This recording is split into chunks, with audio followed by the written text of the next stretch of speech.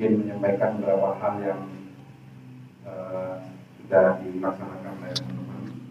Alhamdulillah beberapa waktu yang lalu kita sudah ketambahan anggota Bansel sebanyak 19 orang, termasuk Kiai Rosodik lulus asli tanpa dibantu sedikitpun oleh manusia. Ini tidak tahu sekarang kalau hadir kapan hari itu masih mencret, Pak. Ya itu oleh Tumbelain ya itu.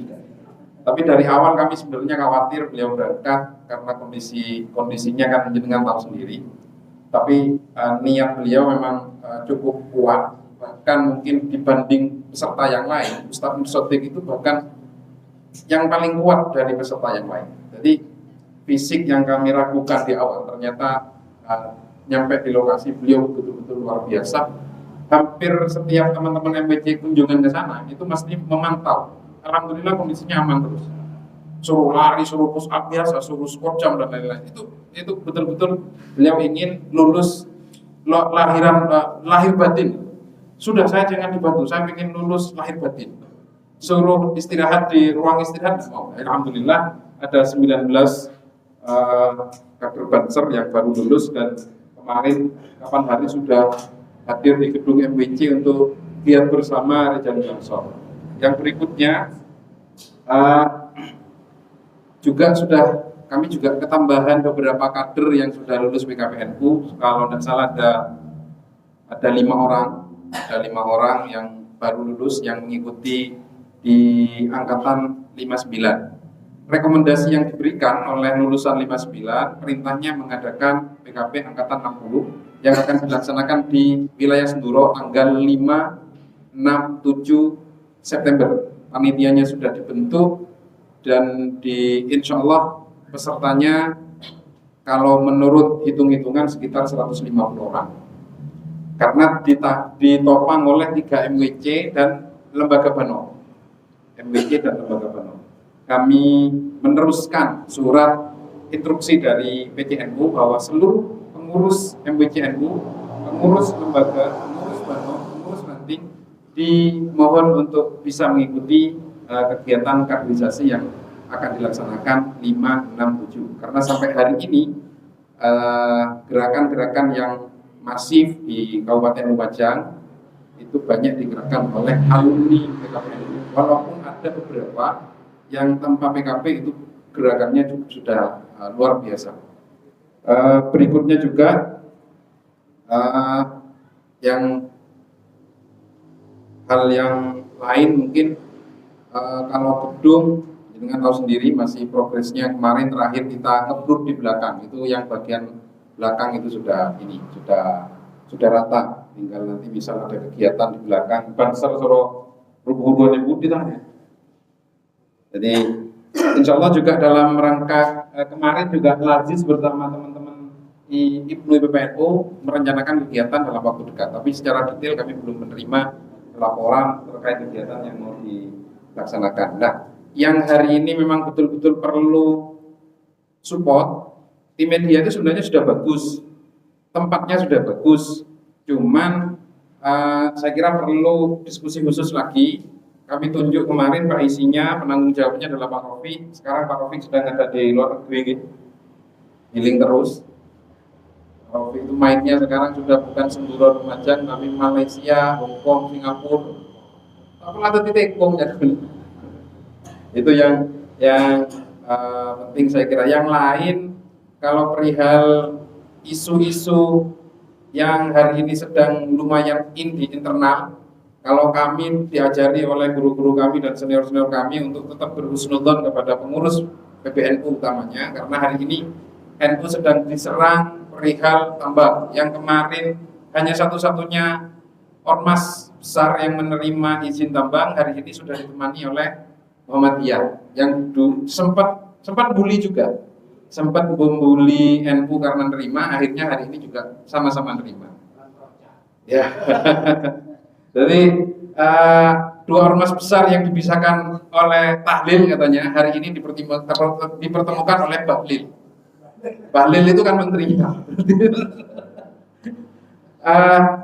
Termasuk hasil pleno PBNU hari ini saya kira teman-teman juga harus walaupun tidak mengikuti secara penuh, karena ini dijadikan bahan untuk menyerang kita. Hasil pleno PBNU beberapa waktu yang lalu itu kalau jenengan melihat durasi panjangnya itu hanya sekitar 30 menit, 35 menitan. Sekali waktu sempatkan untuk lihat, karena di situ sangat memungkinkan sekali orang-orang di luar kita itu menyerang kita. Maka saya kira penting untuk kita mengetahui. Ada salah satu hasilnya adalah PBNU memerintahkan RMI dan LP Ma'arif untuk menelusuri ada temuan pembelotan sejarah berdirinya Nahdlatul Ulama. Dan ini disambung-sambungkan dengan urusan nasab, disambung-sambungkan dengan urusan yang banyak sekali. Padahal saya tidak tahu maksud dan tujuannya seperti apa. Terus yang berikutnya juga yang sedang rame, ini juga hasil pleno PBNU juga. Saya kira kita kan juga kita tetap husnudzon dan tidak usah terlalu, kalau memang tidak memahami konteksnya, saya kira mending diam. Kalau tidak memahami konteksnya apa yang disampaikan PBNU, mending kita ya senyumin aja sudah. Termasuk hari ini ada PBNU urusan ada apa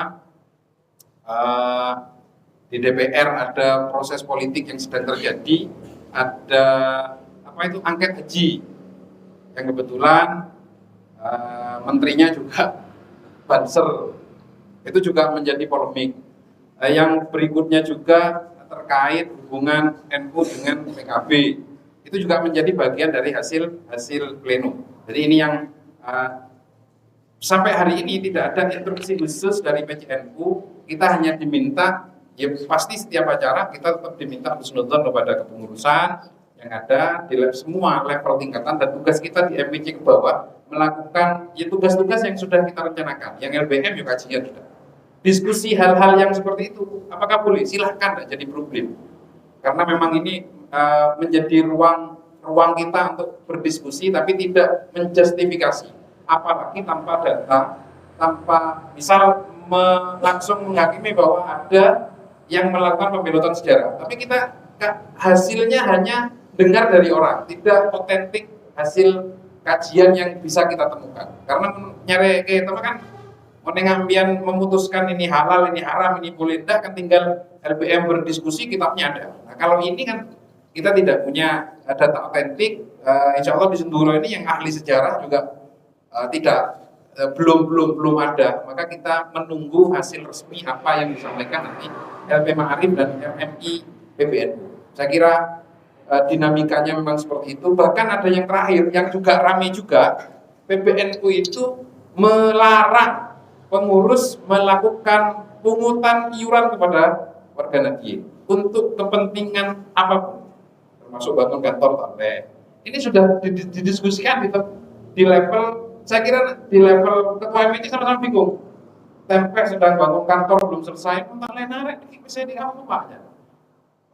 Yang lain juga sama. Jadi ini belum ada petunjuk resmi atau SOP resmi yang diturunkan atau hasil keputusan itu yang diturunkan detail kepada kami. Itu nanti insya Allah, karena ada beberapa yang sudah tanya.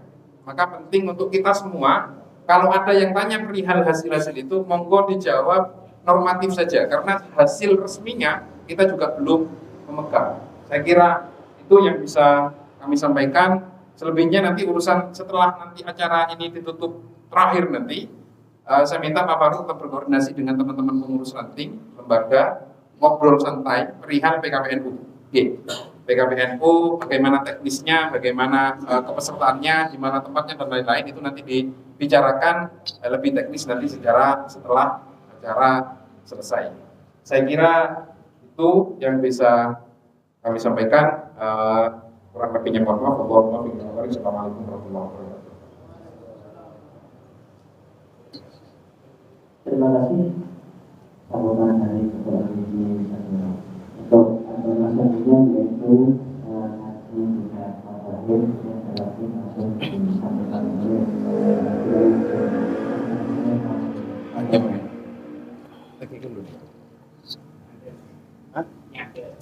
Ya le kasih. Enggak. Videonya level nyaman. Enggak.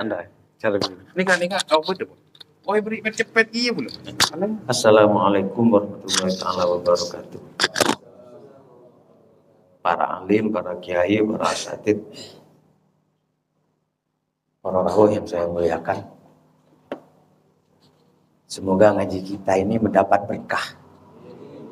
Ila hadratin Nabi Mustafa Muhammad sallallahu alaihi wasallam wa alihi wa ashabihi wa azwajihi wa dzurriyyatihi wa ahbabihi wa sallallahu sayyidatina Khadijah al-Kubra wa sayyidatina Fatimah az-Zahra al-Batul wa ila sayyidina Imam Ali bin Abi Thalib wa ila sayyidina Al-Hasan wa Husain radhiyallahu anhum summa ila Sayyid Muhammad bin Ali bin Abbas al-Maliki al-Makki al-Hasani rahimahullahu ta'ala. Al-Fatihah.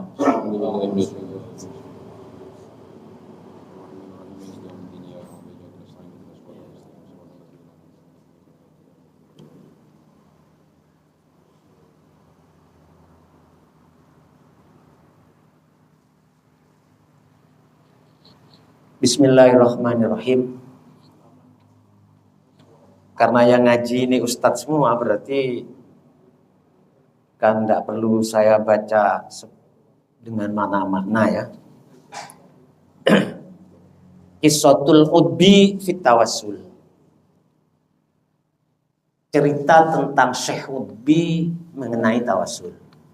Syekh Udbi itu orang yang hidup tahun 260-an.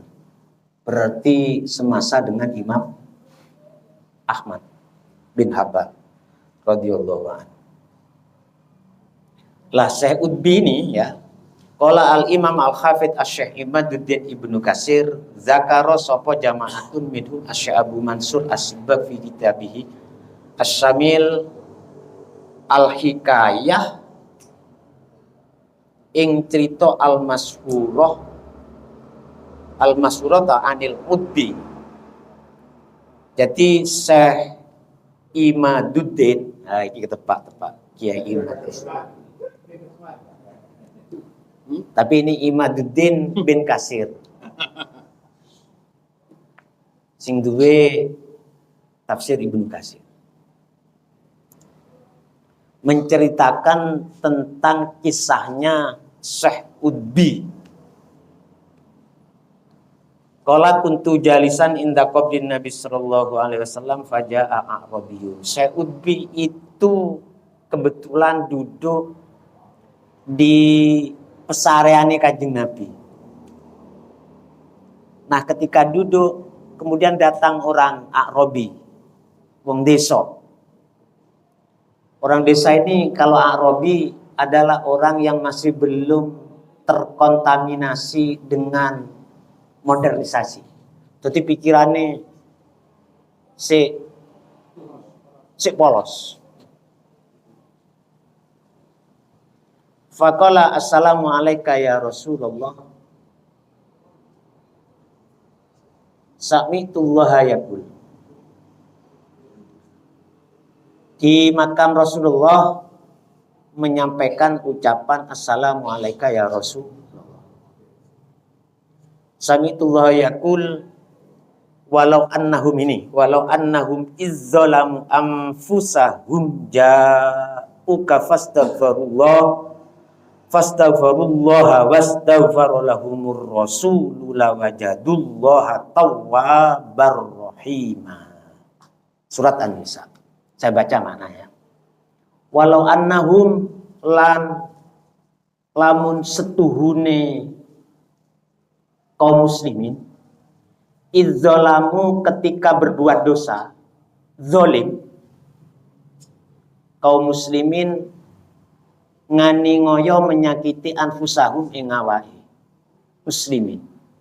Ketika kaum muslimin melakukan perbuatan dosa, zalim kepada dirinya, ja'uka datang kaum muslimin kepada kamu Muhammad ketika melakukan dosa, kaum muslimin fastaghfaru kemudian minta ampun si muslimin Allah ing Gusti Allah. Datang kepada Nabi Muhammad dan minta ampun kepada Allah akan dosa-dosa perbuatan dolim yang dilakukan. Ya, wastaghfara lan jaluk sepuro lan jalukake sepuro ini tadiyah lahum marang muslimin sapa ar-rasul. Rasul yaitu Kanjeng Nabi. Sowan kepada Nabi ketika sowan minta ampun akan dosa dan Nabi memintakan ampun untuk mereka, lawajadu yakti nemu sapa muslimin sing nglakoni dosa Allah ing Gusti Allah tawaban ing dat kang akeh nerimane tobat rahiman tur akeh welasi. An-Nisa. Wa qad jituka terusane wa qad jituka mustaghfiran lidanbi mustasfi'an bika ya Muhammad ila rabbi summa ansada yaqul. Ya, kalau kita berbuat dosa terus sowan yang Kanjeng Nabi Muhammad dan Nabi Muhammad juga berkenan memintakan ampun untuknya, pasti orang itu akan mendapatkan segala penerimaan taubat dari Allah Subhanahu wa taala. Jadi lek sakit dosane harus datang kepada Nabi Muhammad. Pengertian datang itu sangat luas.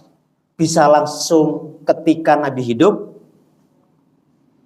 berarti bisa kita sowan di pesarean yang mulia, yaitu ada di Madinah. Bisa kita datang karena berkomunikasi secara emosional dengan membaca sholawat. Itu kan datang kepada Nabi. Dan Nabi tahu itu sesuai dengan hadis. Dan salam kita yang dipanjatkan kepada Nabi akan disampaikan kepada Nabi dan Nabi mendengar. Nabi kan moho welas. Pasti Nabi sangat cinta, sangat sayang kepada umatnya. Akan permintaannya agar diampuni dosa, Kanjeng Nabi langsung jaluk. Pasti lawajadullaha tawwaban rahimah. Pasti tobatnya akan diterima oleh Allah. Ini dalilnya wong tawassul. Nah, cuma kita ini biasanya kalau bertawassul kepada Kanjeng Nabi, nun sewu nggih. Saya, mboten jenengan saya. Itu seperti anak kecil. Anak kecil yang diinginkan kan HP. Jadi penting HP itu menjadi impian. Tapi kalau orang tua kan bukan HP. Tapi kebahagiaan di dalam keluarga, kesehatan, berarti makanan. Itu yang terpenting. HP adalah dolanan. Nah, kita biasanya urusan duniawi yang diminta, bukan akan diampuni dosa-dosa. Yang dengan diampuni dosa-dosa itu kita akan bahagia selamanya kelak di alam baka. Jadi sing jaluk kan dunya kaya arek cilik kan. Tapi itu tidak apa-apa, boleh. Pancene kita masih alamnya alam dunya saja. Bisa itu ya.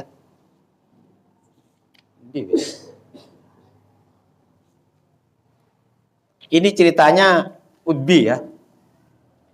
Nah, ketika kemudian si Suma Ansada nuli membuat syair sopo Arabi yaqulu halida wa Arabi ya khairaman dufinat bil qa'i a'zumuhu fataba min tibihinnal qahu wal akamu nafsil fida'u li qabrin anta sakinuhu fihil afafu wa fihil judu wal karamu. Manana gini, wahai orang yang disarekan, yang dikebumikan, bil qa'i ada di tanah yang datar, a'zumuhu tulang-tulangnya orang yang paling baik disyariatkan. Sebab gini ya, lainnya Kanjeng Nabi kan pakai bahasa-bahasa yang mulia. Tapi kadang tidak nemu ya. Tidak nemu bahasa sing mulia lek duduk wong Jawa. Nah, kalau orang Jawa mengisbat kepada Nabi dengan bahasa yang sedikit kasar, itu kritiknya kalau sudah dikaitkan dengan politik dan kebencian menjadi perpecahan. Contoh nih, lek jenengan menyatakan Pak Sulaiman rembes, tidak apa-apa kan? Tapi kalau kepada Nabi, padahal bahasa rembes itu ada sebagian orang menganggap datar itu. Tapi karena rembes itu digoreng, di framing, akhirnya menjadi perpecahan. Terjadilah Kiai Muafik dan Habib Taufik bermusuhan. Lewis ono Kiai gede bermusuhan, tidak apa-apa di lab saya berani. Apa yang akan terjadi? Kalau seperti Habib Taufik, Kiai Muafik, sudah geger perkara kecil. Terus kata ngomong apa aku? Sebagai rakyat jelata.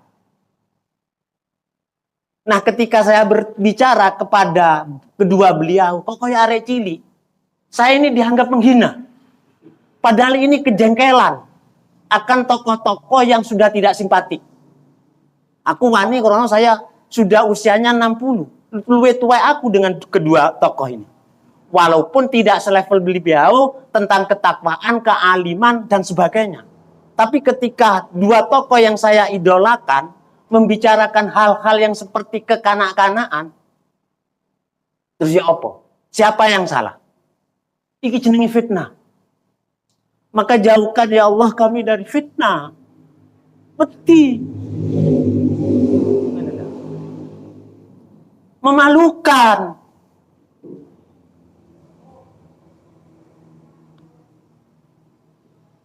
Tadi itu oleh bengi. Kita itu hanya berdoa saja sudah. Ya Allah, dungo bengi koyok yoyo, koyok wali. Enggak, memang kemampuan kita yang bodoh ini. Allahumma aslih ummata sayyidina Muhammad. Terus ikut dok bengi. Tahajud dong rakaat. Gak usah akeh-akeh wis. Malu kalau seperti itu. Seperti yang disinggung Pak Imron ini. Polemik nasab ini memalukan. Memalukan. Apa kata kiamat? Tak? Memalukan. Si bodoh berbicara. Seperti saya ini si bodoh berbicara. Dan tidak ada yang bisa menyelesaikan.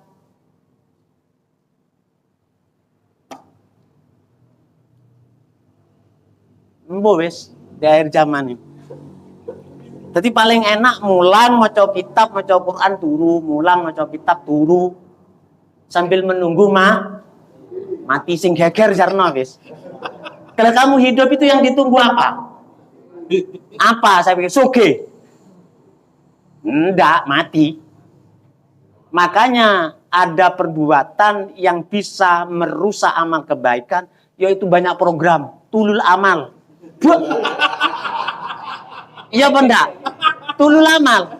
Jadi program. Ya enggak. Iki hadis apa enggak ini? Tulul amal ini. Ya itu sudah. Gini. Padahal enggak di program. Ini berjalan sesuai dengan sunatullah. Enggak usah anak kita dididik, anak kita yang kecil. Enggak usah dididik pinter komputer. Enggak usah. Sunatullah pinter dewe. Saya buktikan. Saya punya banyak anak, wape tak larang dengan keras memegang HP. Sampai saya marah kepada guru MI yang ketika skripsi, ujian, skripsi, itu pakai HP, marah, enggak saya belikan. Sebab saya enggak butuh anak saya mendapatkan ijazah. Podo makin ada ijazah, podo doyane mangan. Akhirnya sing duwe ijazah rak mangane titik. Jadi gitu, jarno wis. Siapa kok sing sugih apa sing duwe ijazah apa sing ndak, itu ketetapan Allah. Pinter anakku. Pinter yang HP ku pinter, malah ngaji ndak iso. Jadi itu ndak usah. Kantor NU di gini ndak usah terlalu dipikir.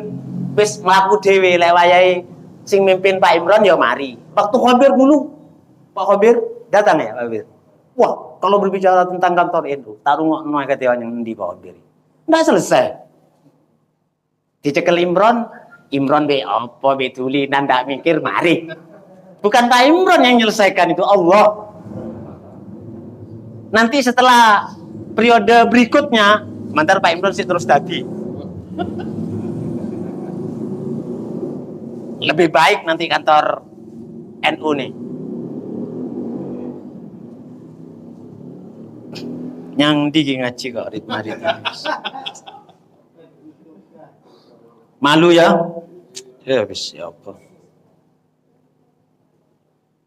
Tapi memang Ahlus Sunnah itu begitu banyak perkembangannya. Jadi ajaran Ahlus Sunnah itu selalu begitu memang. Karena Ahlus Sunnah itu ada di tengah. Kalau ke kiri tidak mau, ke kanan tidak mau. Dan semua apapun yang datang, baik itu dari jin, Ahlus Sunnah, itu baik menurut pandangan Al-Quran dan hadis, diterima. Misalnya tentang khasiatnya ayat kursi. Dan pemberitaannya dari jin, dari setan, diterima. Pokok isi ngapi. Maka tidak aneh kalau ada intelektual muda NU yang Israel yang itu juga menuai polemik besar pisan. Tutu Muhaimin dan Gus Yahya bukan. Selalu NU itu luar biasa karena memang penerus Ahlus Sunnah wal Jamaah. Coba kalau saya punya tesis seperti Pak Imad persis. Aku Sulaiman, dua tesis seperti Imad. Kira-kira bisa menggetarkan dunia apa enggak? Persis tesis wis yang ditulis oleh Sulaiman bikin. Kira-kira direspon apa enggak? Enggak akan. Padahal cari ini Gus Dur gitu tuh cari aku lah. Tondone wali, tanda bukan wali ini, tondo. Tondone wali itu menggetarkan dunia. Imad.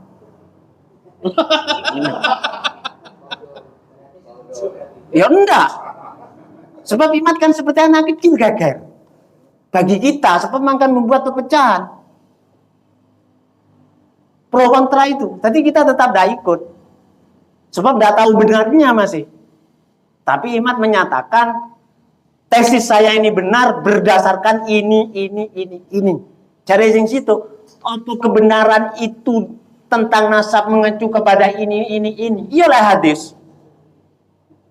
Sebab mau dibuat pedoman hukum. Tapi soal nasab, masa dengan tesis? Di tes DNA enggak gelem. Aku kepingin tes DNA, aku nasabin yang sopo. Ya kepingin perlu. Tapi kalau saya kan iye. Magi cilik iye aku. Iya. Saya ini kecil orangnya saja. Selainnya orangnya besar. Ayo nih. Ya kiai ini santai. Kan kiai tidak punya harta. Tapi duwe kebahagiaannya begini ini wis seneng wis. Saya kepingin nyampaikan kepada jenengan. Lewayain dungo. Ustadz siapa? Jenengan Ustadz Hasbi. Insyaallah Ustadz. Kalau waktu dungo saya diberi kesempatan Ustadz. Masalah dungoku mandi. Kau tahu sampean kalau dungoku mandi? Aku ini melarat. Dungo nih bang melarat man. Lho iya.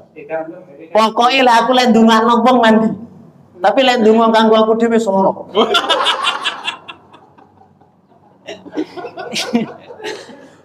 Buktinya aku ndak sugih. Ya sampean kari percaya mbek ndak. Itu namanya doktrin. Jadi sampean percaya nyang aku. Kalau sampean datang kepada saya minta doa, kan tak doktrin wis. Kan mau ndak mau pasti bawa gula kan. Cari kayak Marzuki zaman saya ini tidak umum doktrin itu ya tidak ada memang. Wis, lah kisahnya Udbi ini dianggap doktrin oleh orang Wahabi, dianggap doktrin sehingga di terusannya ini ya kepingine tawasul ini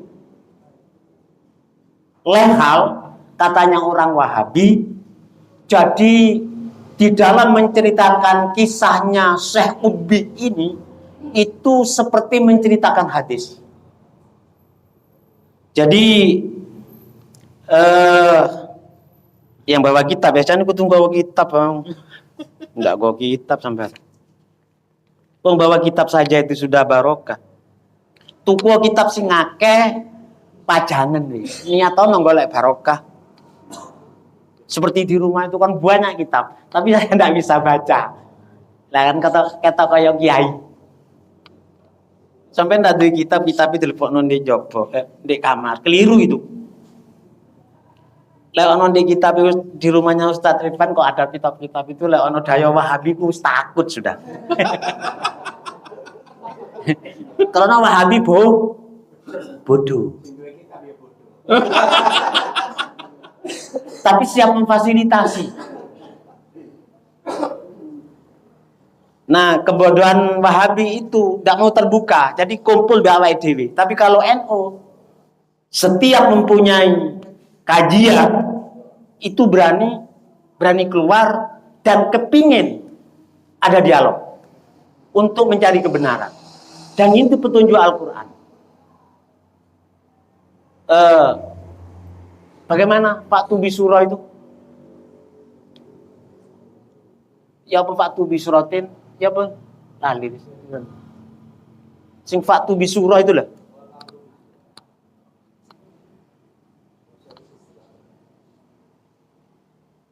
Kalau engkau tidak percaya bahwa apa yang saya sampaikan ini wahyu dari Allah, Pak Tubi Suratin min misli. Ayo debat. Ayo tandingan. Nah, tantangan dari Al-Quran sampai hari ini kan tidak ada. Maka dari Said Akil, tesisnya Imad masih belum yang melawan dengan antitesis. Lagi. Nah, sekarang dunianya dunia pendidikan, dunia keilmuan. Jadi sing antitesis masih belum ada yang membuat buku yang seindah tesisnya Iman.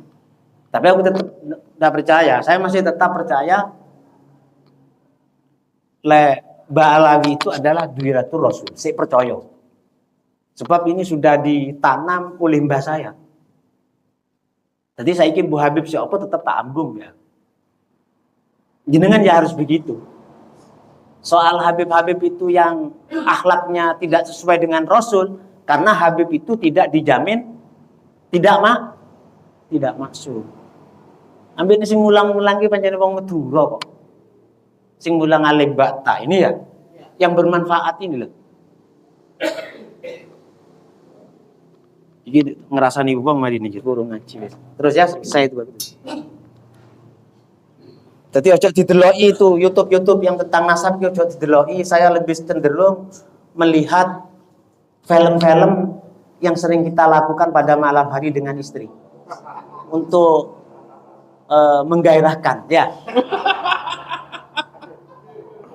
Timbang bedelok sing kaya ngono iku ngisin-ngisini. Bahaya itu masalahnya. Nah, tesisnya apa ini? Ceritanya Qutbi ini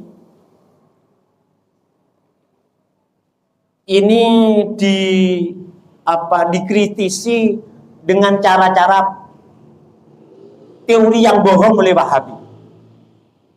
Kepingine tawassul itu mendapatkan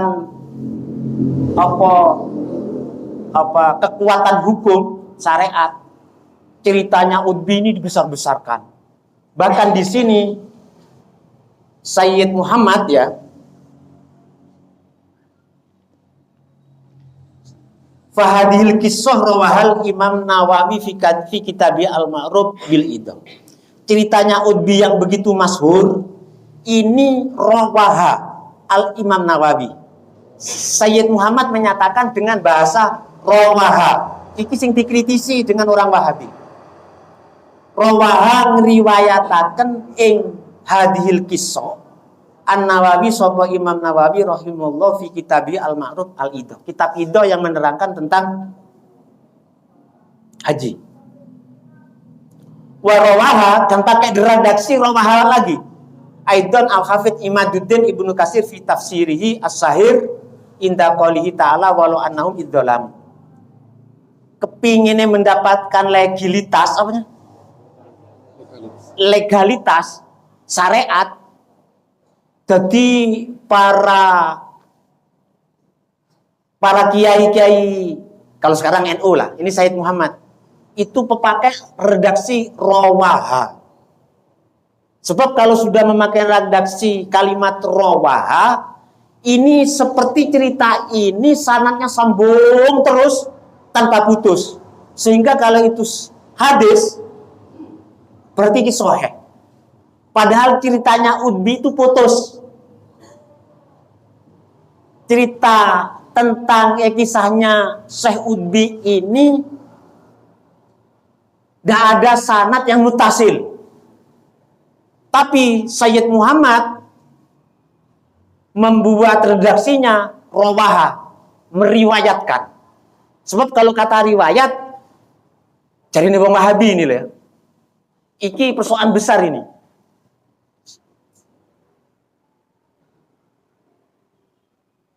Sanatnya toko iki terus sampai yang Utbi. Tapi ternyata tidak. Tidak.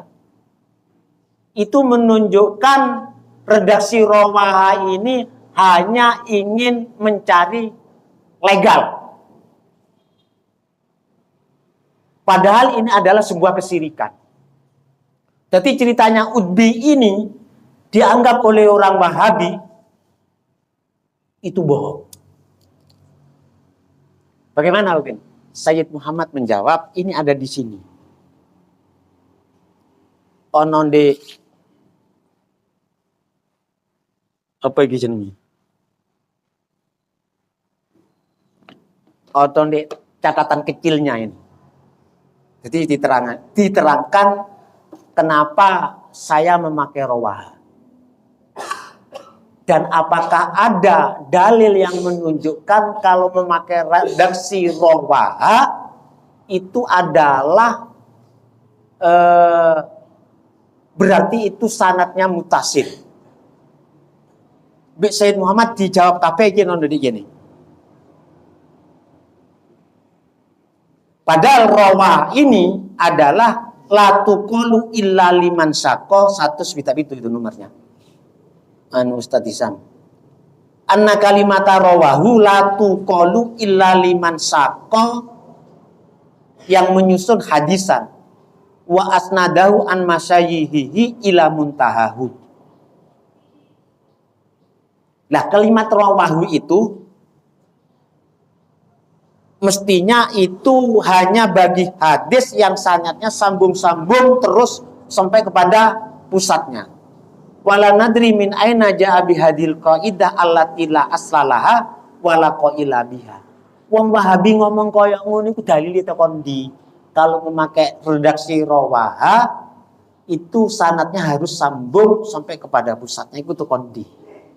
Wong banyak apa itu kitab-kitab taklek dari Imam Bukhari dan Imam Muwatta yang pakai rawa tetapi tidak menyantupkan rawinya bersambung secara apa itu sanadnya bersambung secara rantai-merantai menunda. Iki betul ngomong dewe ya.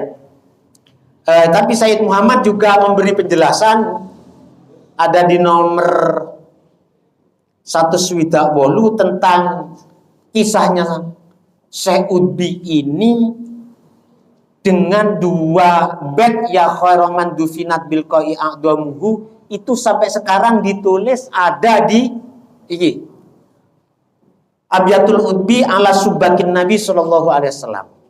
Baitnya Syekh Utbi itu ditulis ada di Subak.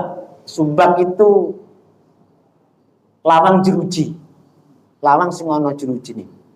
Jadi di pesantren Kanjeng Nabi ku ada pintu, yang pintunya itu dikei teralis. Ya, ya.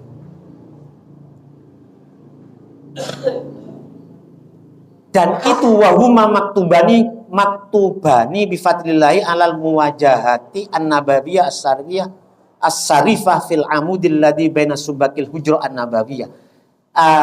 Dua bab ini sampai sekarang ditulis. Dan yarohuma al-qasi wadani, orang yang datang baik jauh ataupun dekat melihat ada tulisan itu. Lain jenengan umroh dhisik nggih. Jaluk tolong sampean tingali teng apa itu di Makbarah Rasulullah, Makbarah Rasulillah, apa ada tulisan ini hari ini? Sebab ini tuh ditulis mundu mi'atis sinin hatta fi ahdil marhum Al-Malik Abdul Aziz. Sudah beratus tahun ditulis sampai kepada Raja Abdul Aziz dan dilanjutkan tulisan itu sampai kepada kerajaan Suud, Raja Faisal, Raja Khalid rahimahullah taala, kemudian sampai Raja Fahd Khadimul Haramain Asy-Syarifan Habibullah.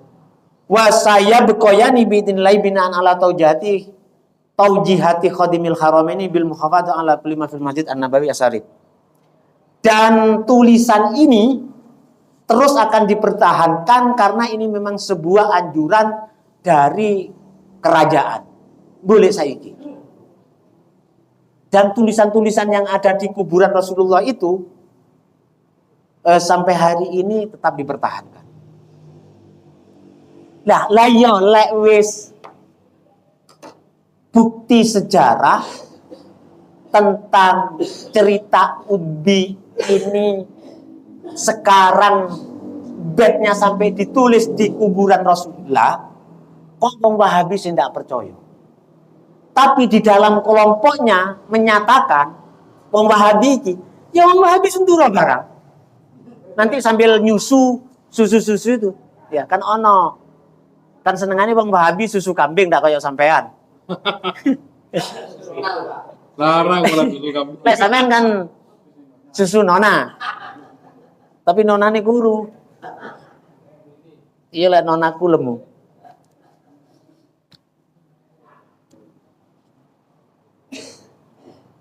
Jadi membuat kebohongan. Jadi itu memang teori atau politik untuk apa itu? Untuk menguasai sebuah kelompok. Kan sing ngrungokno padha ndak ngerti. Iki lek sing diritakno Ustadz Hisam tentang kisah Utbi Kugoro. Dihapusi oleh Ustadz Hisam. Iki lho keterangannya. Tapi membuat buku sendiri. Dan ini sudah dipopulerkan oleh Marus Ali. Bukunya yang pernah terkenal dahulu. Pernah viral itu.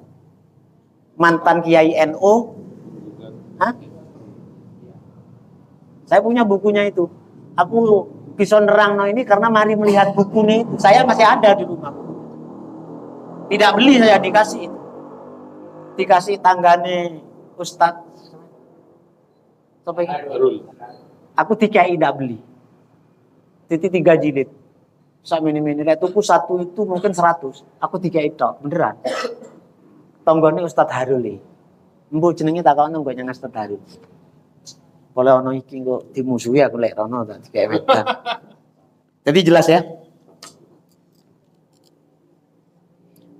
Jadi lekati tawassul, maka sowanlah kepada Nabi, bisa secara fisik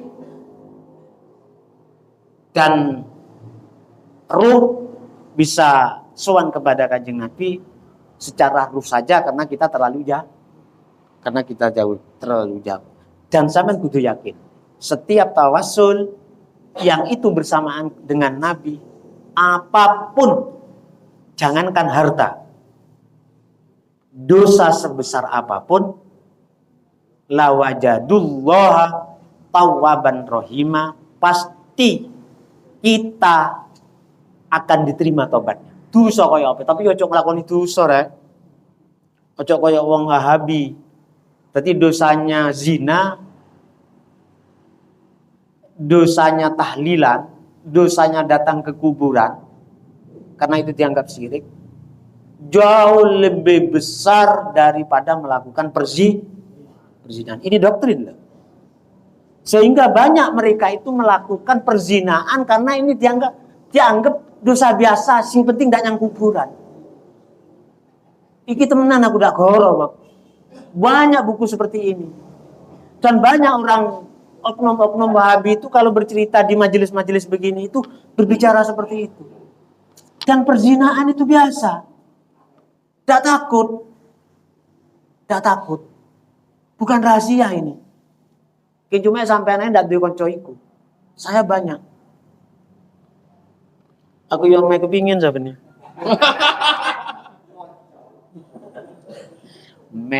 Ustaz Jin, Nah?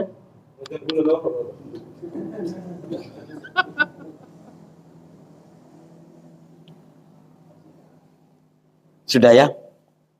Jadi begini intinya. Kalau di dalam Ahlussunnah, tawassul itu bisa kepada sosok, bisa dengan amal perbuatan.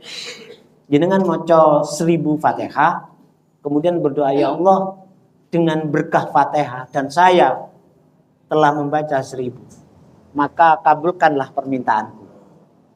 Ini lecoro wong Wahabi oleh.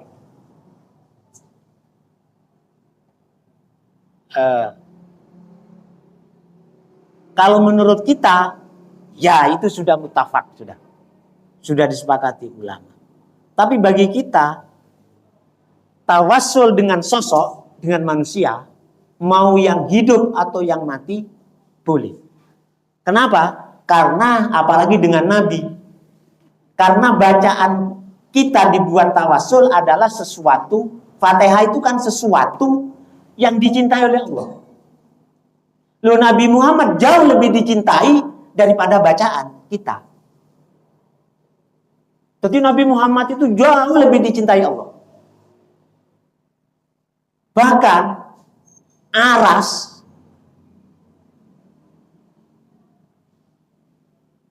itu jauh, aras itu masih di bawah Nabi.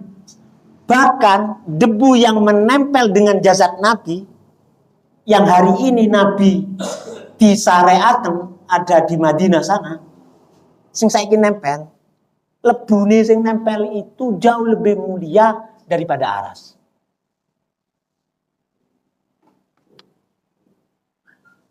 Nah, karena kita bertawassul dengan makhluk yang lebih dicintai, itu jauh lebih baik daripada bacaan kita yang kita tidak niat, tidak ikhlas. Jadi lek tawassul langsung nyebut Nabi saja dengan rasa cinta. Makanya lek sholawatan ojo kencak-kencak. Haram itu sudah. Haram. Tidak usah digoleki dalile lah iki wis. Tidak usah. Lek haram sudah. Bahkan terbang kalau di dalam masjid loh.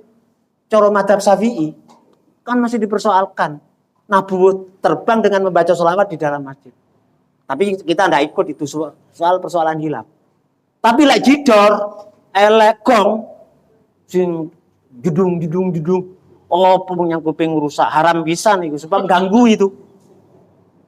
Jadi kalau baca sholawat itu kita mengingat akan kemuliaan dan keindahan Rasulullah.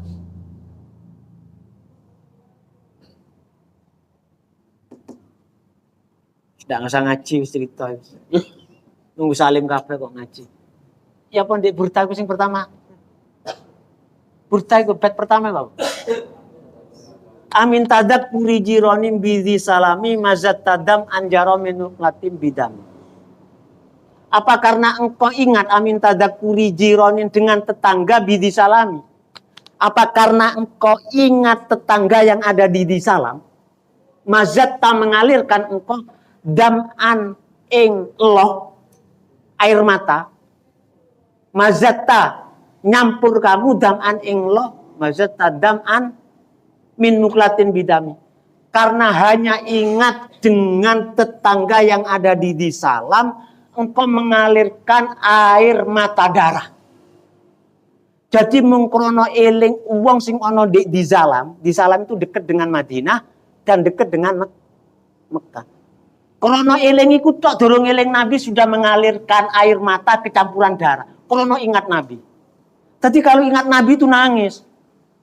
Wiki kencak-kencak. Tidak mandi. Amhabbatir rihu. Terus ya. Mintil ko ikadimatin. Apa karena ada angin dari arah mintil ko ikadimah, dari kadimah, jurang kadimah. Wa aumadul barku fid dolma'i min idomi. Apa karena ada angin yang menghembus dari daerah kadimah atau gunung kadimah, atau karena ada tumlerete kilat min idomin saking gunung idom, udara kadimah berarti. Engkau nangis ini apa karena itu sehingga engkau melihat ingat Nabi. Tadi dorong weruh pacare, sik weruh umai wis nangis. Ini masih ingat dengan angin yang menghembus dari daerah kadimah yang menuju kepada Rasulullah. Wis eling Kanjeng Nabi. Mangkane wacan burda. Makin dah hafal pokoknya iso maknane.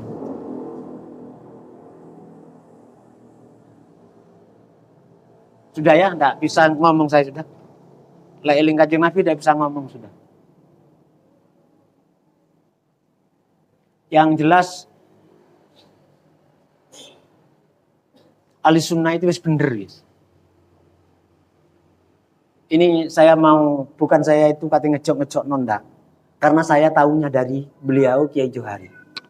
Duduk liane Kiai Johari itu ndak alim. Enggak, bukan itu maksud saya. Saya tahunya di situ. Jadi Kiai Johari kudawannya nih.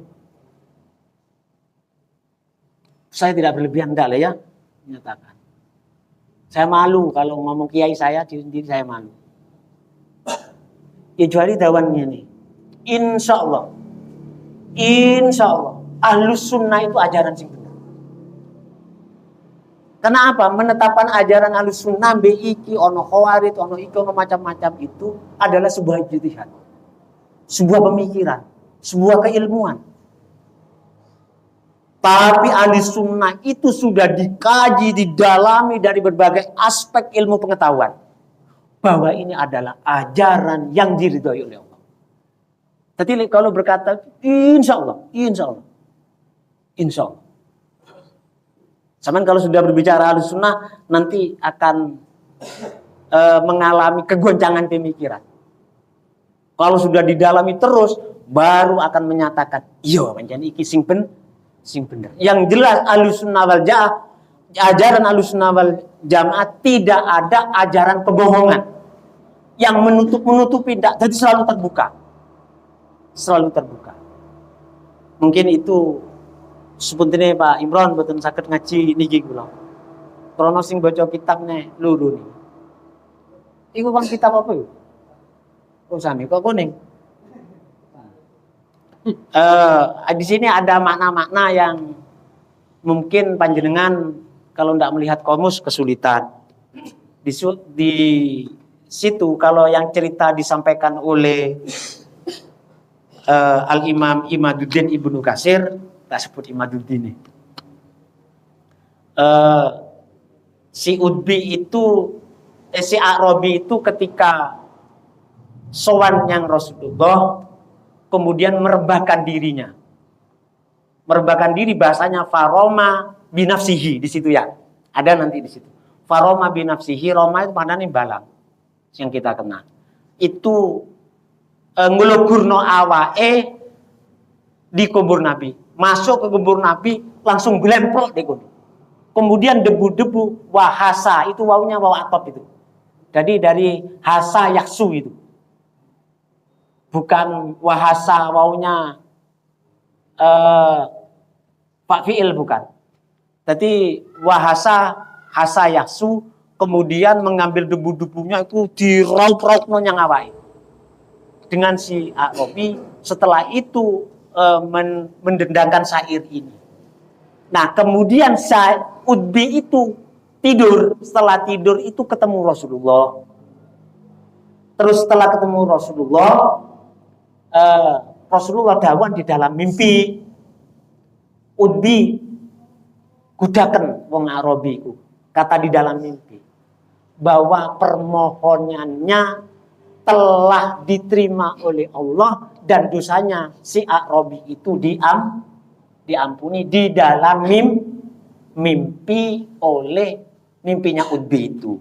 Gudaken Arabi itu oleh permohonannya telah diterima oleh Allah Subhanahu wa taala. Kanjeng Nabi dawuh ngono yang Utbi di dalam mimpi. Lah ini ditertawakan oleh orang Wahabi. Lah iya, wong mimpi kok dijadikan dasar hukum, kok goblok men wong Ahlussunnah iku. Mimpi itu tidak boleh dijadikan dasar hukum di dalam menetapkan hukum halal, haram, itu tidak boleh berdasarkan mimpi. Walaupun wali, walaupun sahabat, walaupun Sayyidina Abu Bakar, tidak boleh kalau. Lah di sini siapa yang membuat dasar hukum bahwa bolehnya tawasul ini berdasarkan mimpinya Utbi yang ketemu Rasulullah? Ini tidak ada. Yang dibuat dasar bolehnya tawasul itu bukan mimpi, bro. Tapi banyak hadis-hadis yang menerangkan. Baik itu hadis sahih, hadis mungkar, hadis maudhu, hadis dhaif. Nah, semuanya ini saling mengisi, termasuk tafsirnya Imam Ibnu Katsir tentang walau annahum idzolam itu. Itu dijadikan dalil diperbolehkan tawassul. Bukan mimpi. Mimpi itu adalah sebagai pelengkap. Termasuk tes DNA itu bukan dasar untuk menetapkan bahwa dirinya itu bersambung. Tidak boleh dibuat dalil. Lecoronde Basul Masail NU kan tes DNA itu tidak boleh dijadikan patokan hukum untuk mengisbat nasab. Karena aku mari tes DNA kan aku ini. Umpama. Jadi wong sing ngrungokno iki pembohongan publik namanya, ya. Jadi saya bilang gini, saya tutup gitu, Pak. Karena aku mari tes DNA. Ini nah, ternyata hasilnya J1. Iya, J1 ya? Iya, Pak ya. J1 kan? Yang sambung kepada iya, J1. Sampean menyatakan saya Dzurriyyatur Rasul, neraka sampean. Seperti tidak boleh dibuat dasar, neraka. Tapi kalau ini dijadikan sebagai bukti pendukung akan adanya pengakuan saya yang secara riwayat dari bapak, mbak, terus sesuai dengan tulisan ini bisa dijadikan pendukung akan kebenaran pengakuan saya sebagai dzurriyyat Rasul. Karena balik ngomong ibaratnya gitu.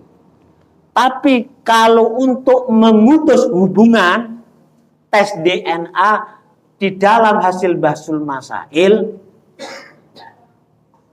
NU, Basul Masail MBC Senduron mana? Cari Ustaz. Jadi hasil Basul Masail MBC itu kan untuk kalangan sendiri tidak apa-apa kan? Kan tidak apa-apa wong untuk kalangan sendiri sebagai referensi tok.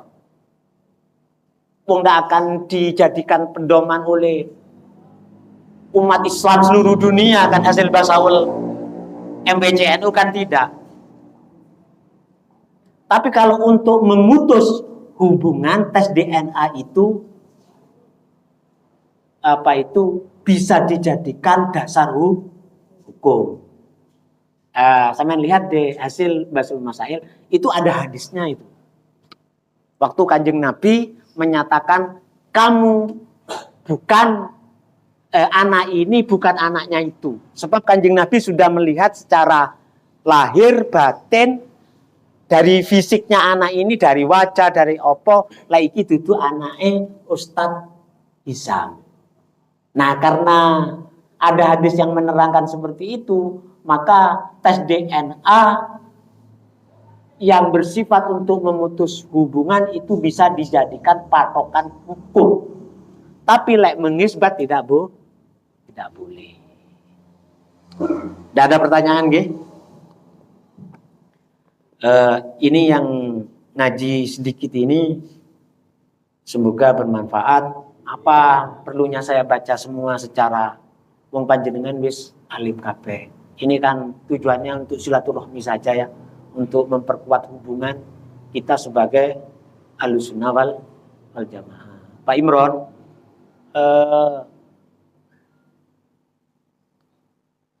iki beti dirungu wong Wahabi patenono. Niru-niru wong Wahabi.